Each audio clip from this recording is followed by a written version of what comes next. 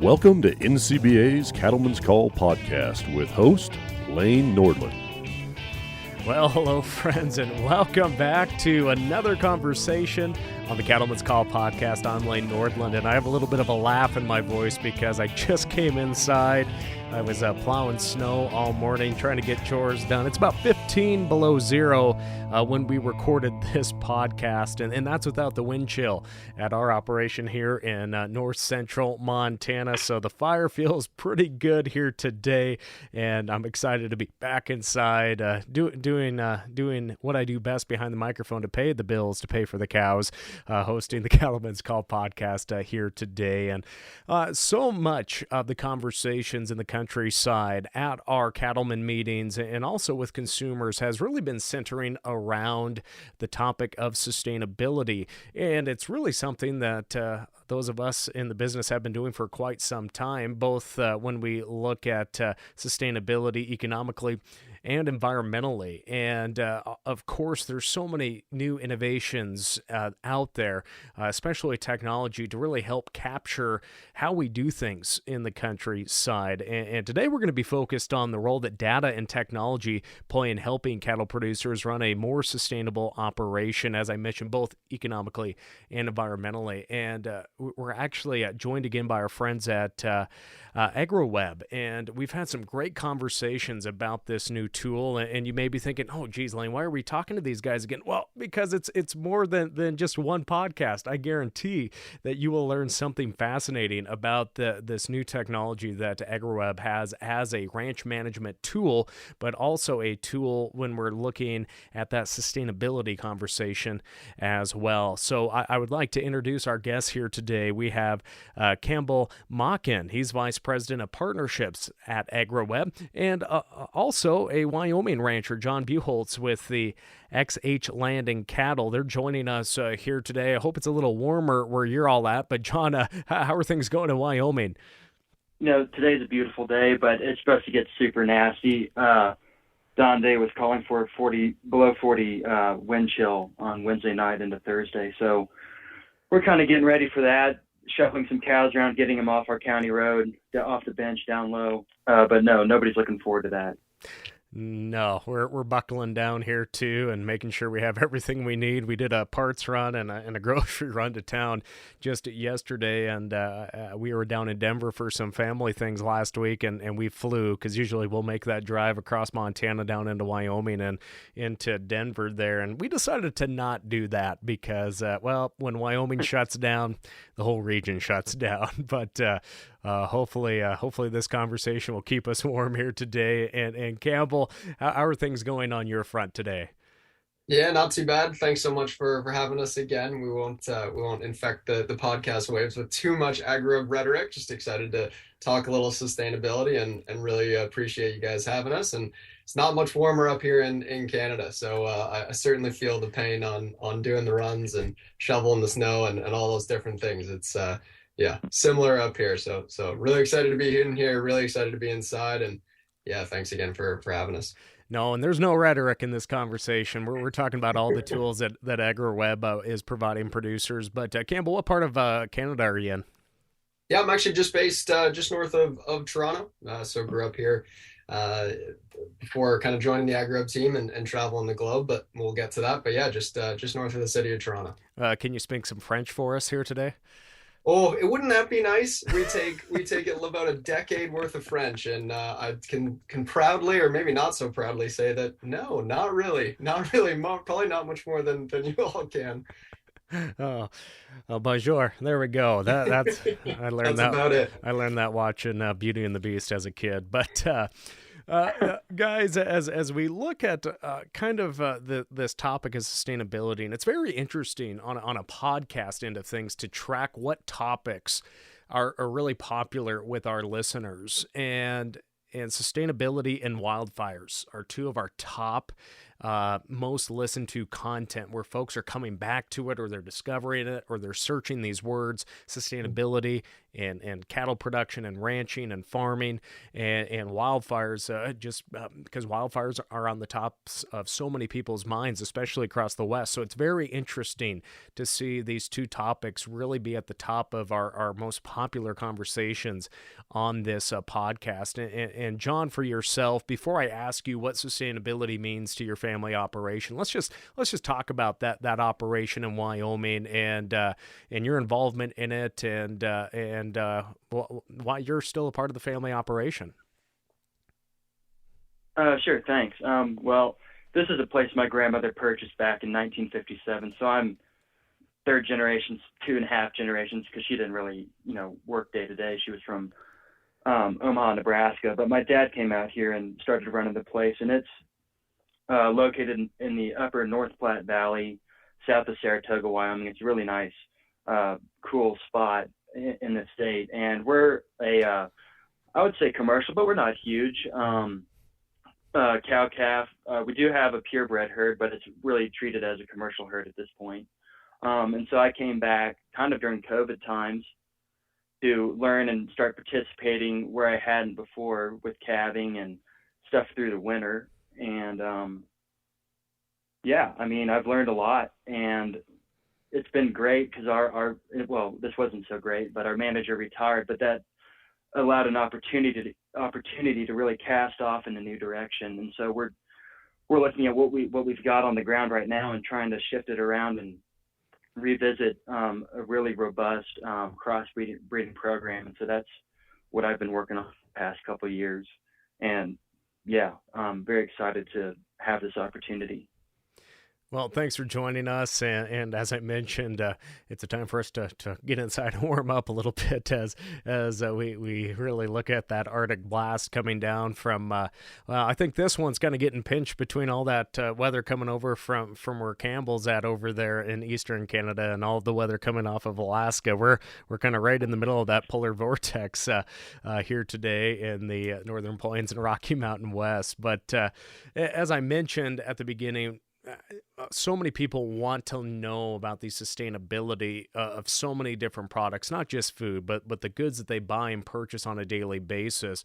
So, John, from your perspective as a cattle producer, what does sustainability mean for you? Because that's always the conversation. What is the definition of sustainability? And I think it's different for so many different people. But for you in particular, what is your definition of sustainability?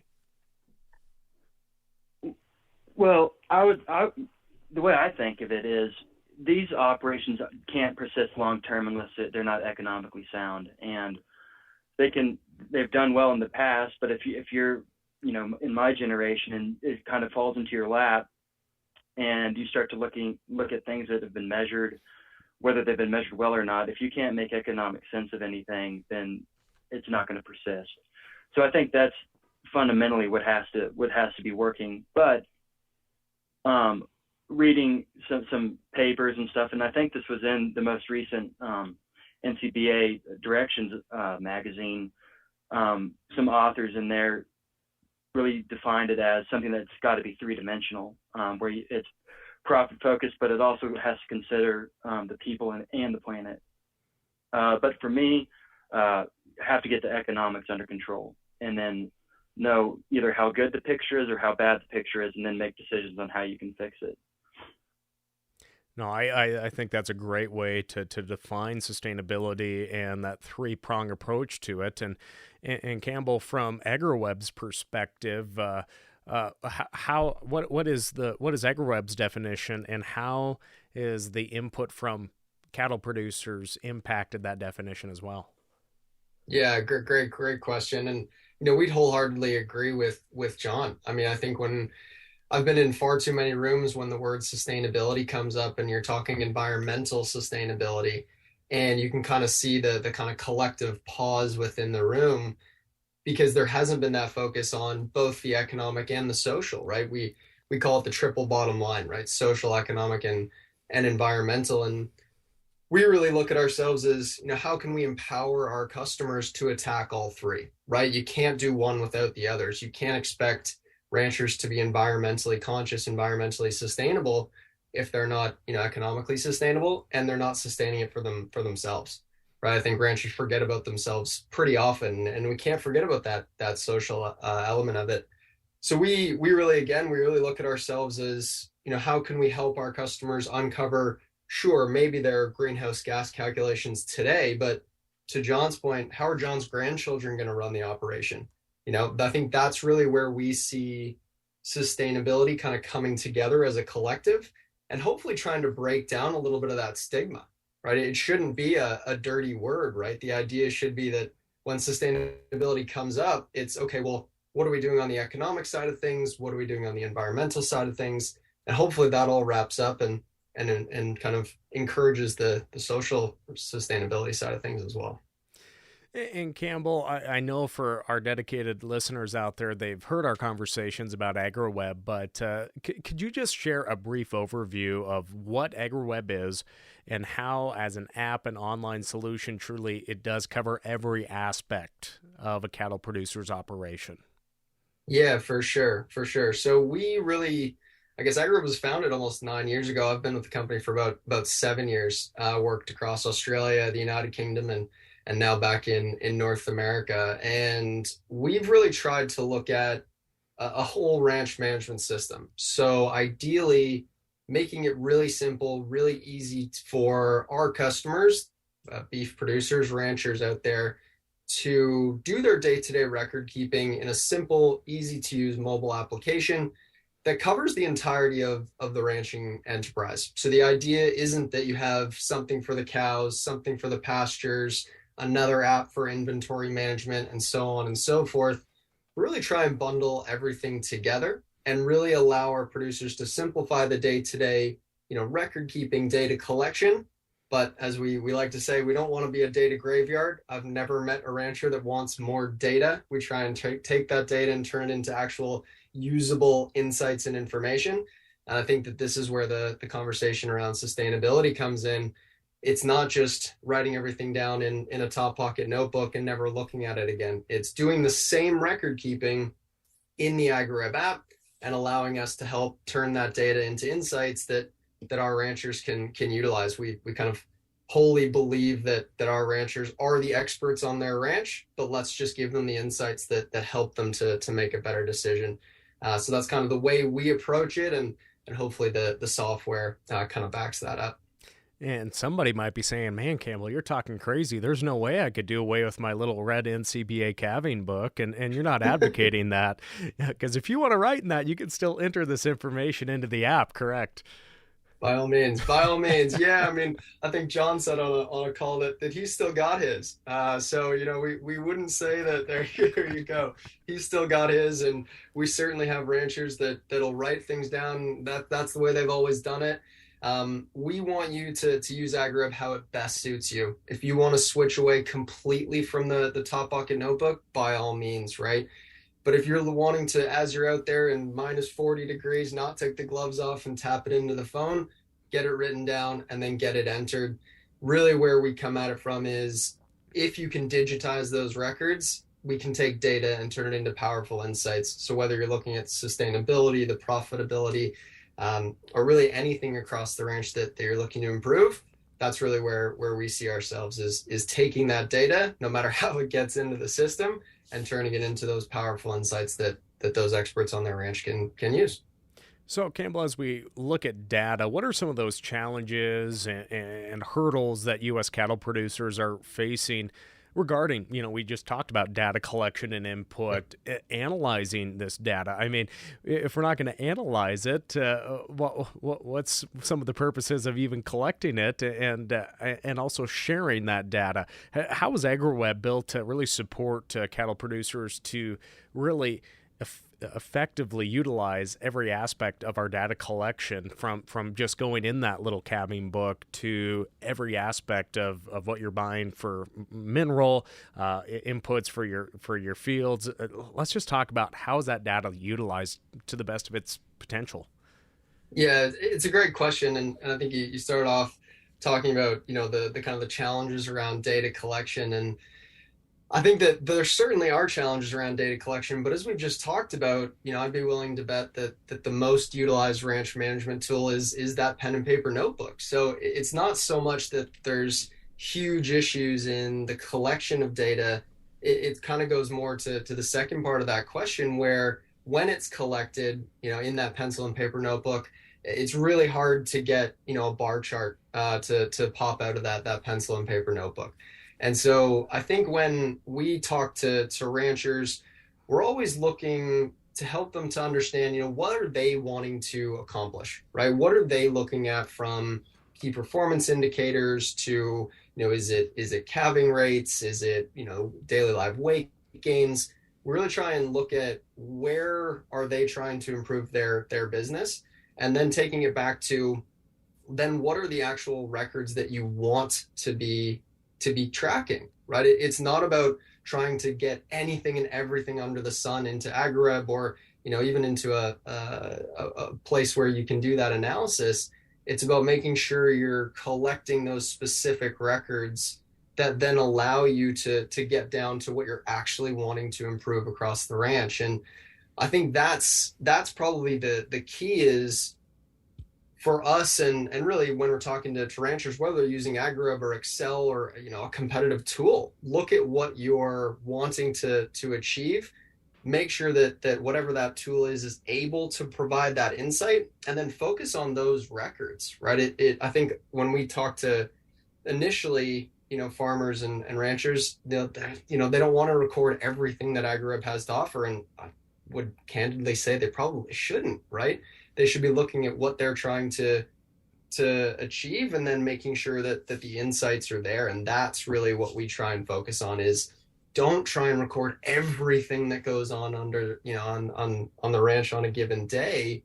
Look at what's actually going to help you achieve your goals, right? And then make sure that, we're able to pull that report for you, pull that insight for you.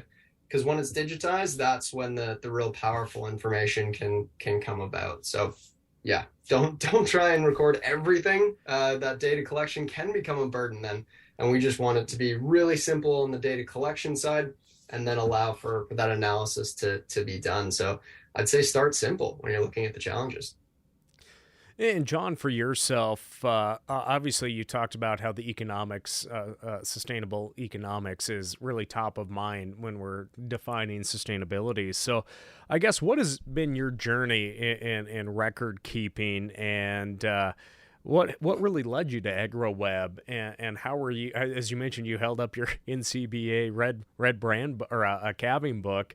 Well, let's just talk about that journey and the different components you use to really utilize the technology of AgriWebb along with some of those traditional methods, but to really look at how you're maximizing every aspect of your sustainability conversation that we're having today. Yeah, sure. Well, I mean, I'm relatively new to the whole record keeping game, but I learned a lot from our previous manager, and he was very good at keeping detailed records on pen and paper and revisiting those, which I think is probably a fairly rare thing for most people to do, to go revisit all that stuff every single year and keep track of, or rough ideas of what breed compositions are and all that stuff. So before I had AgriWebb, I had a different software, and I sat down with our manager. His name was Bill Clay, and we went through all of his records, and I digitized all of it. So I had a really good starting point. And I was using this other software, and then I wanted to. It was great. It was pretty cost. I mean, it was not very expensive, but it didn't have the capability that AgriWebb has, where you don't need internet. And in southern Wyoming or anywhere out west, really, internet's a big deal. And to be able to have the app capability where you don't need the connectivity, you can be anywhere, and it's lightning fast, and you can get stuff jotted down, put into the program, and not have to worry about it. And yeah, and then I guess with the economic stuff, what was really great, or what is really great, is being able to track costs. That was what I was really interested in, is being able to know what it costs to put up a ton of hay, how much it costs to feed the cows through the winter, and just track that cost all the way through. especially with regard to raise replacement heifers, and know exactly what it costs, or have a really strong idea what it costs to raise your replacements, and then start depreciating them as one should. And we've never done that. I couldn't tell you what it costs us today or in the past to raise livestock. I could guess, but I don't have a lot of confidence in it. And that's what this is going to do. It's going to give me a lot of confidence and start creating a really clear picture at the end of every year of, what's net income here. And that's what I'm really going for. And I think that's an interesting point you bring up, especially in heifer development. Everyone is very proud of the work that they put into their herds, especially if they keep replacement heifers, or they're going to focus on that a little more just so they can keep their genetics in-house and really not look at the costs of, buying from a neighbor or going through a big liquidation sale. But I've emceed quite a few panels this past year, and heifer development always gets brought up because you always have the cost of genetics, you have the feed, and everything else that comes in developing those heifers. And is it viable economically to actually do that? So I'm actually interested. Maybe we'll have another conversation if you feel comfortable down the road to see what it does cost to do that, because that is one of our main things that we look at, is just how much does it cost to raise that calf or that cow, and all the different factors that come into just the lineage of having good cows. It always comes down to that cost as well. So I think that's just interesting to me that you bring that up as one of those points that you really want to track as well. And, I'm looking at the website right now, and obviously I know about AgriWebb. I've explored the options. I've watched the videos, and I always think it's great to also see just that component right off the bat of, just your grazing schedules as well. And Campbell, what does the experience look like for a user when they're getting up and running and starting to collect data? If you were just going to reach out to me and my father-in-law, where do we start? I guess, what goals do we set first when we're looking at how do we truly want to achieve more sustainability through this application? Yep. It's a great question. And I think you probably hit on the first thing that we would start with, and those would be your goals. Right. And what we've learned, what I've certainly learned through 7 years with AgriWebb and onboarding, ranchers onto AgriWebb, is no ranch is going to be the same, right? You could be neighbors running the exact same style, the exact same breed, and there's going to be major differences from ranch to ranch. So we really try and look at what are the goals of that particular ranch. As you say, maybe it's improving the grazing strategy. Maybe it's improving, the cost of bringing that heifer to market, raising that calf, whatever it might be. We would really work with our customers to identify what those goals are, and then make sure that we're setting them up for success accordingly. Whether that's really taking a look at the map, making sure that all the paddock and pasture characteristics are on point. And this is really where we've focused with an AgriWebb, making that really simple, making that really easy. And what I'm pretty excited about when we're talking about different integrations, where when you're getting up and running, we're partnering with teams across the US that are doing, remote sensing. So allowing us to use something like a low orbit satellite to actually estimate how much grass is in each pasture. So as you're getting up and running, we've tried to make that really, really easy. So you map your ranch map on AgriWebb, we overlay, potentially something like that food on offer. That means you don't have to go and walk the ranch. So right off the bat, you're improving that grazing strategy. So it really is, for us, trying to get as simple as possible for our ranchers, getting their map in, getting their ranch inventory set up, making sure their animals are in and ready to go. But it all comes back to, what is that goal that rancher, that father and son pair, that father and daughter pair are looking to achieve, and we make sure you're set up for success from there.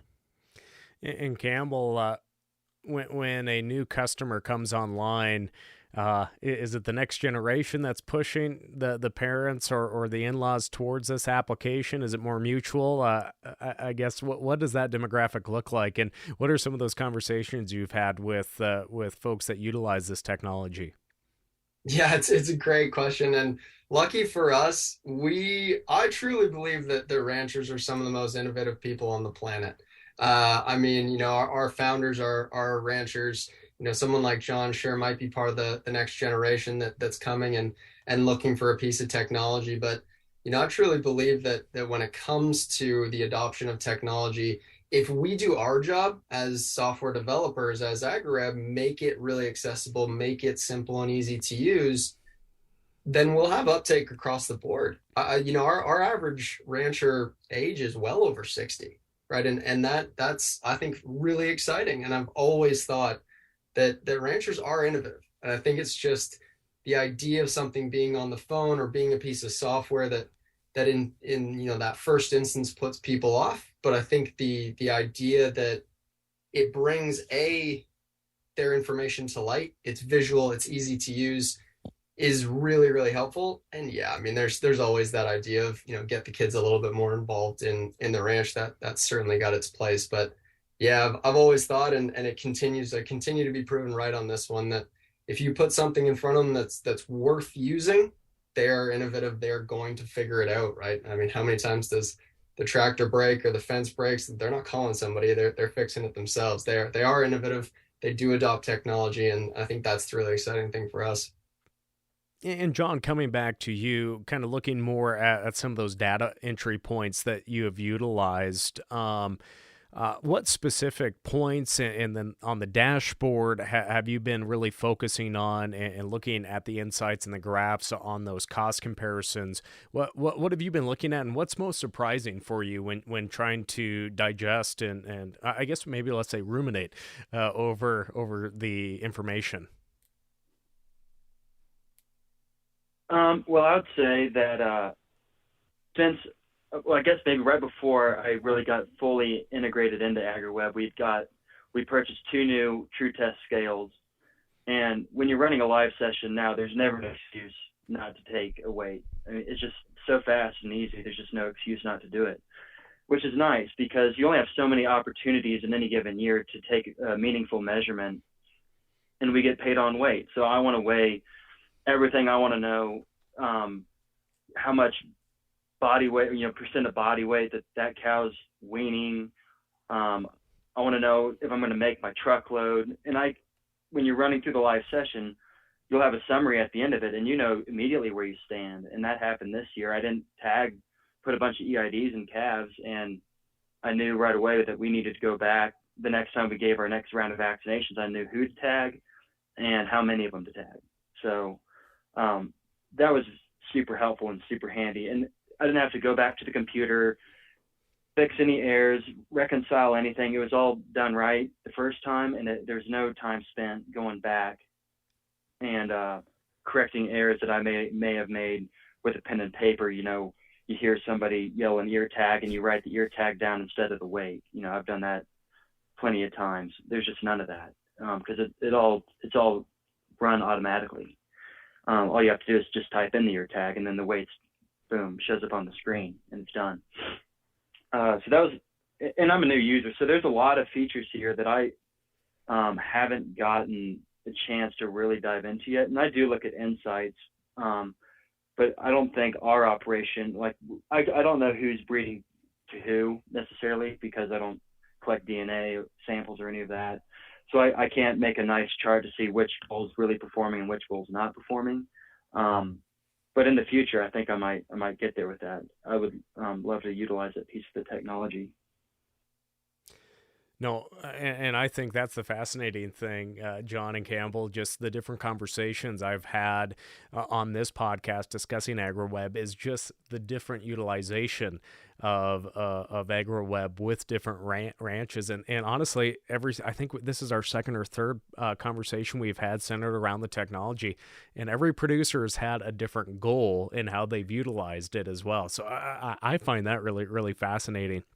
And speaking of that, Campbell, how can data technology positively then impact decision making? John just talked about how being able to utilize the scale, and then the technology with new ear tags to bam, you got that information. You know which cattle that you maybe need to work or weigh or put in an EID on. How's that impacting the decision making from that economic standpoint with the clients that you're working with? What are some of those moments that these people, that users are like, gosh darn, I'm saving money or I'm making money? Yeah, it's a good question. And I think given the topic of conversation, I think the exciting bit for us is when we look at those decisions that can be made that are assisting the profitability and the economic side of things, they're likely the same ones that are impacting the sustainability side of ones. Thinking about the environmental side, it's things like reducing costs, improving the genetic selection. So whether you're looking at, the actual genetics going onto the cows, or to which ones are performing to take them forward, improving animal health so that they're continuing to have those higher than average daily live weight gains, or whether it's improving grazing management, right? I think when we take a step back, those are four pretty different but all kind of equally impactful ways to improve the economics of the ranch. And the exciting thing is they're actually making the ranch more sustainable from an economic standpoint as well as an environmental standpoint. So, as you guys said, it's tracking all of those different things to be able to, at the end of the day, look at, well, where could I be acting to be more sustainable, more economically sustainable across the ranch. But those would be kind of four big ones that we see in terms of reducing the feed costs, improving the genetic selection, improving animal health just as an overall goal. And then a big one, obviously, these days is improving the grazing management across the ranch. And for producers, especially across the West, we've been battling drought for several years in a row now. And a lot of us have had to cull our herds back and keep those top producing cows on the countryside, out in the countryside. And then when weaning time comes, it's always interesting to see the cows that were the top producing in a normal year. There's still a little bit of an up and down on what those calves look like just based on when they calve. And so, John, for yourself, when we look at this environmental standpoint of sustainability, I know you're a new user for AgroWeb. How is that really, when we're looking, especially during times of drought and trying to monitor just how much grass we're taking and leaving in a pasture or on a rotation, how has that maybe changed or brought new priorities to the forefront of your grazing management? For us, it's really it's a little bit different here because a lot of our pastures that we use in the summertime are irrigated as well. And so as long as there's good snow in the spring, we can grow decent rangeland, decent native grass in our summer leases and stuff that we do own. So that's one thing. I was talking to another employee at AgroWeb, his name's Max, about, how can I measure forage height in this sagebrush pasture kind of mixed ground, because I wasn't really sure about how to do that. And I'm going to follow up. I'm actually going to be talking to him right after this, and I'll ask him that again. I have not used that piece of the technology just because we don't have such a big footprint here to where I really need to really think really hard about how our rotation works. We can reverse the rotation, and we usually do that. But they're going to go up there whether, no matter what the conditions are, because they have to, because we've got to put a pay down here. So that's one piece I haven't used, but I know that it's incredibly useful, and I'm going to look into that because I'm very much interested in collecting as much data as possible, even if I'm not going to analyze it. The tool's there, the journal's there, you might as well write it down. Now there's so much talk, whether it's on the evening news, on Twitter, whether it's ag Twitter or activist Twitter, even around climate conversations, climate action, however we want to label it. Campbell, when we look at collecting data, how can this, and again, the data is owned by the ranchers. I want to point that out. With AgriWeb, that data is theirs. It's not shared with anybody. I know that from our past conversations, and you can expand upon that as well. But, when we're looking at how can the collection of this data help prepare ranchers to take advantage of opportunities in the future that they'll benefit from, just from having this information that maybe they just haven't analyzed in the past because they haven't been collecting it? Yeah, great question. I mean, to touch on the data ownership, I mean, we took it out of the words out of my mouth. We don't own any of the data. We provide a really good software program. John owns every piece of data point, every piece of information he enters into AgriWeb. If he wants to share that, that's where me and my team come in, make it really, really easy for him to do so. And if he's looking to kind of augment some of the information coming in, that's where we're developing those partnerships as well. So, for example, he mentioned the ability to go out, walk the pastures, and take those measurements and get that in. That would be one of those partnerships that we're looking to bring to our ranchers in the U.S. in 2023, is that automatic pasture estimation tools, which would be really, really exciting. So John pulls up his AgriWeb app. He then opens it up and sees right on his ranch map. We've actually, with a third party, been able to estimate how much grass he's actually got in each pasture without him needing to go and walk those fields. So something we're really excited about, that automation of data capture, I think it'd be really exciting, which is again kind of leads into that second part of that question in terms of having that information, having that data, whether it's an AgriWeb or not, is going to be the powerful thing for ranchers in the next couple of years. I think something that ranchers should know these days, and pretty exciting news that's just come out about kind of what they call MRV, measurement, reporting, and verification, that you'll hear when speaking about sustainability, is now they're talking about DMRV, so digital measuring, reporting, and verification. And that's important because the other acronym you'll hear, and I'm just getting up to speed with all these myself, but SBTI, so Science-Based Targets Initiative, that's where, the likes of a Walmart will come and say that they want to be net zero by X date. They require ranch level data. So to actually go in and verify that those claims, so if they're going to be reducing their GHG, greenhouse gas emissions by 2030, which is only 7 calving seasons away, by the way, for anybody keeping score. If they want to do that, they need that data from a ranch level. So when you're looking at what you should be recording, it may not be anything and everything that you can get your hands on, but the exciting bit is that even if you're not going to take advantage of carbon markets or low carbon beef or anything like that for the next couple of years, if you're not able to capture that data and baseline today, they can't, or the industry can't reward you for those practices, even in arrears. So if you don't have that data with you today, you can't be rewarded when it comes to these initiatives. And again, the exciting bit is we as an industry need that real, verifiable ranch level information, data, to be compliant with a lot of these claims. And Campbell, I want to stress again that this is all voluntary.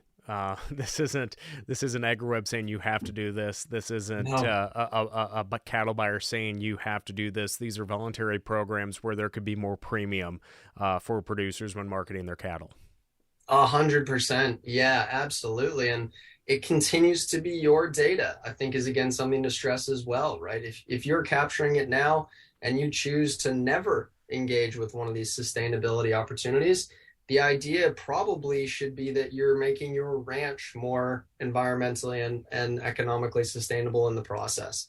I think a lot of these, opportunities are secondary to running a more efficient, more sustainable ranch. But no, we're just looking to identify what those kind of really exciting opportunities are and make sure that our customers are able to take advantage of them if and when they want to. And John, for yourself as a new user that's truly just developing or understanding all the developments that this app has in store, when you look at that, all this information can be used to, with a simple click, to submit that information to the buyer of your cattle. How does that make you feel? What kind of, does the stress kind of go off your shoulders a little bit, knowing that when all this information is in one source, that you don't have to go back and re-audit all your books and record keeping? Oh, for sure. It's so nice to have everything just in your pocket, and you can look at it or send it with ease.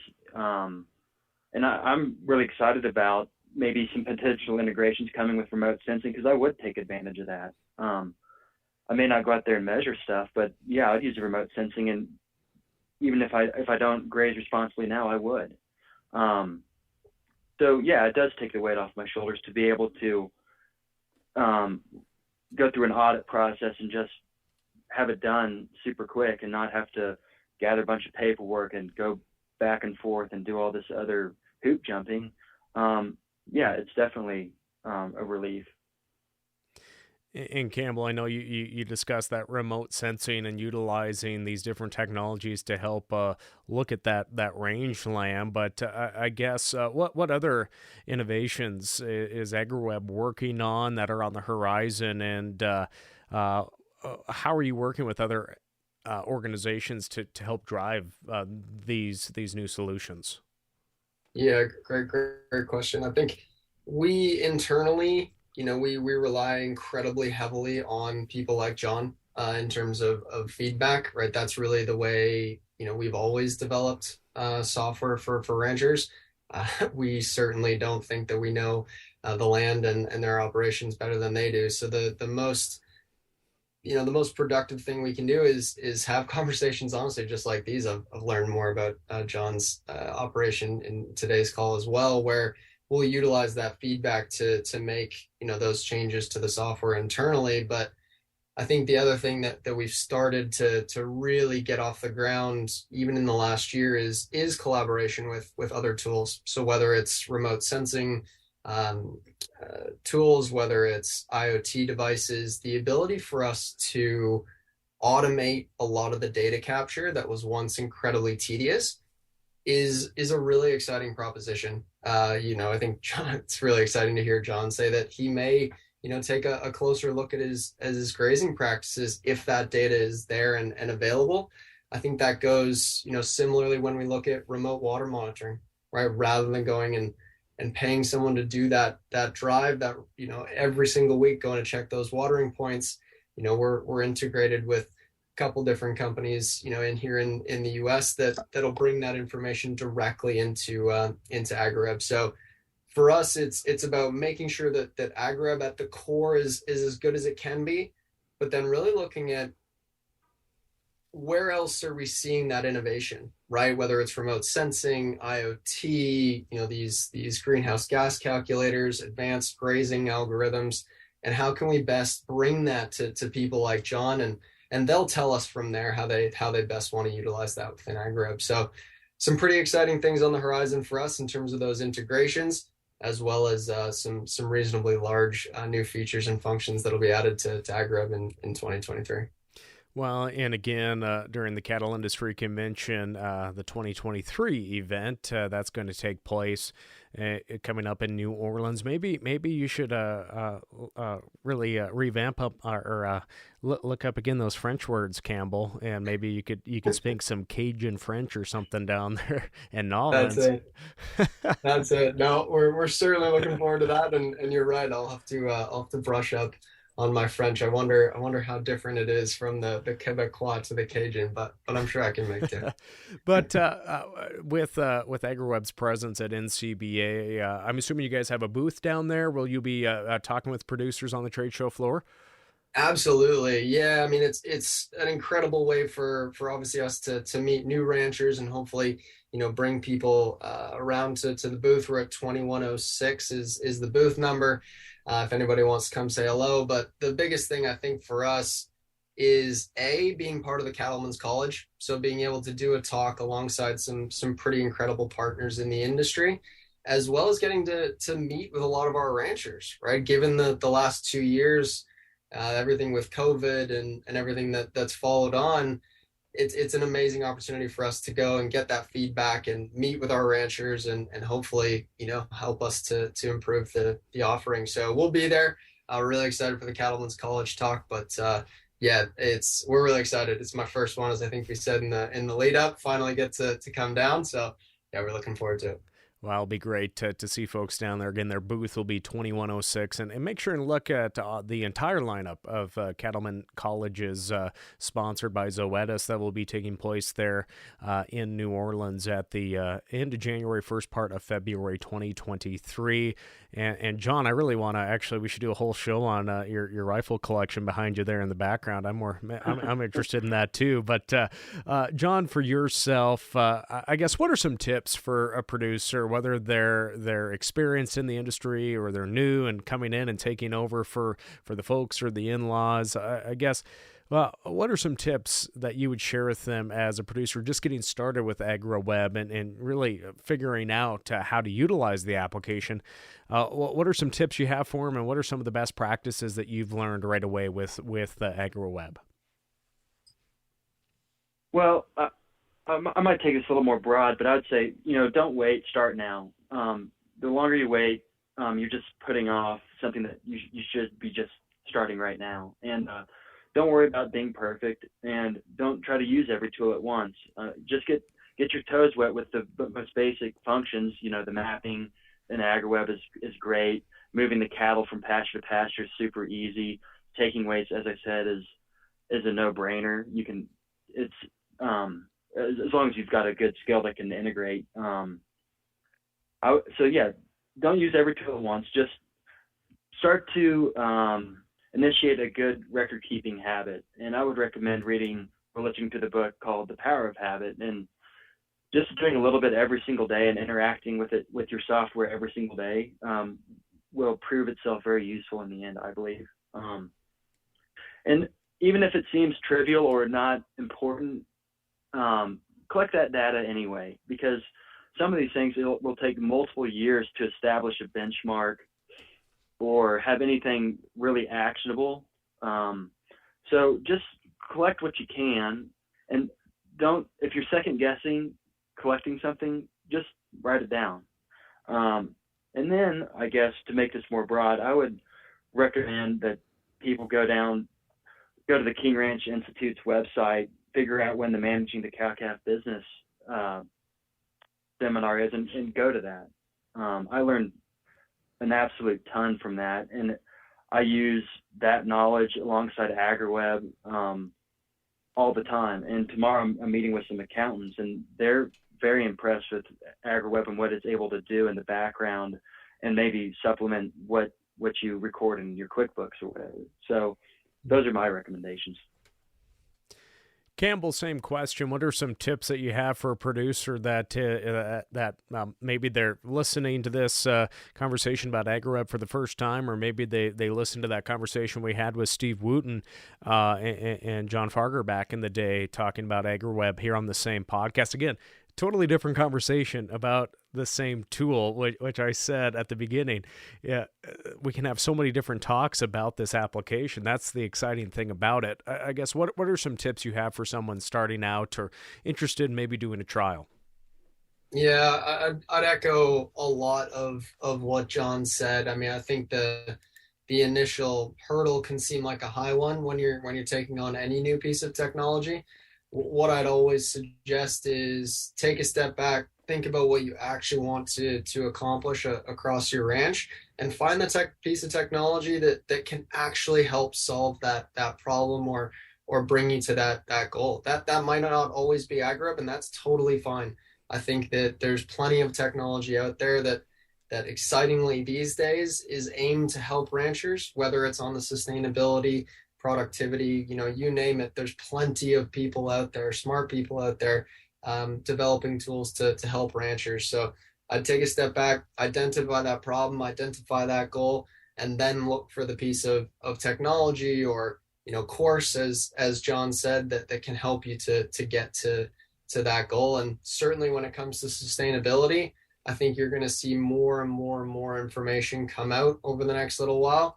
I'd, find a reliable source and, don't look at it as, the boogeyman. I think it's part and parcel to what we're all trying to accomplish here in the industry. And we just have to accept that the word sustainability is probably here to stay. And Campbell, for our listeners there, that some guys they start calving really really early. I don't understand that when up in the cold where we're from. I understand why the register guys do, but you know what? We all have our reasons for doing things. But for those that have calving season coming up right away, or maybe they're going to hold on to late spring or summertime, how can they try AgriWebb for free? Because I know there is a free trial. What do they have to do to try that out, and how can they get connected with someone like yourself to help them be introduced to this whole cornucopia of online opportunity for their operation?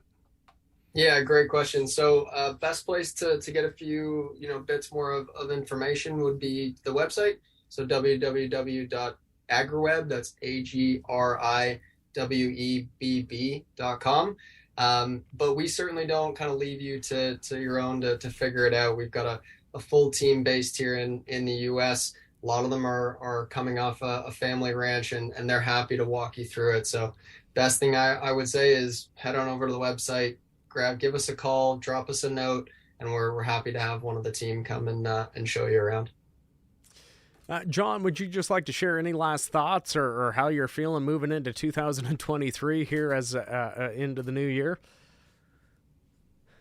I'm very excited about 2023. We're getting away from repeated Angus bull buying and starting to mix things up, going with some Herefords, and I'm going to really rely on AgriWebb to measure this coming calving season and weaning time even. Exactly what heterosis we're experiencing from straight bred dams to crossbred calves, and then going forward in the future, we'll be able to measure crossbred dams and their crossbred progeny. So that's what I think about that all the time, and that's what I'm super excited about is this new direction we're taking to a kind of a new revamped, robust crossbreeding system, and I'm going to see, if theory and practice really line up with some of this stuff. Those are my expectations, and we'll see if they're met. Well, hopefully they are met, John. We wish you luck, and obviously you'll have that great way to really compare everything with AgriWebb, and I know you're gonna have a great 2023. I'll be optimistic because it sounds like you have all of your goals lined out and a lot of rich history, and especially I loved how you mentioned earlier taking that knowledge from the past ranch manager and understanding it yourself, and now utilizing AgriWebb in that management role as well. It's going to be exciting to see, and maybe we'll have to do a recap here in a year or so just to see how all that went. And Campbell, any last thoughts before I let you get back to your day? Yeah, no, I'd say thank you to you and everyone at obviously the podcast and NCBA at large for having us.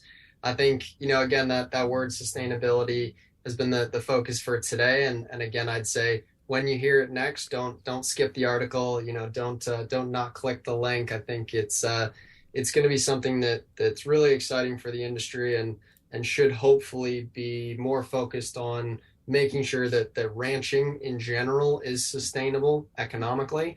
And then, of course, looking at how we can have a positive effect on the environment. So I'd say we're doing our best to make it more accessible. We're seeing some great insight from a survey that we just put out that we'll be publishing in early in the new year called State of the Global Farmer.